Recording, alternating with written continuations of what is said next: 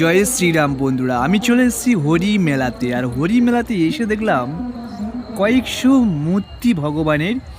এখানে অনেকেই মানত করে যায়, যাদের স্বপ্ন পূরণ হয় তারাই কিন্তু এই মূর্তিগুলোকে এখানে রেখে যায়। তো দেখতে পাচ্ছ এখানে খুব জাগ্রত মন্দির। প্রত্যেক বছরের তুলনায় এবছরও কিন্তু এখানে অনুষ্ঠান হচ্ছে। তো আমি সেখানে গিয়ে তোমাদের একটি শেয়ার করলাম ব্লগটি। আশা করছি তোমাদের সবাইকে ভালো লাগবে।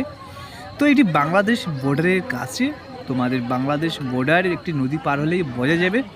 বাংলাদেশ বর্ডার একদম কাছে বললেই চলে।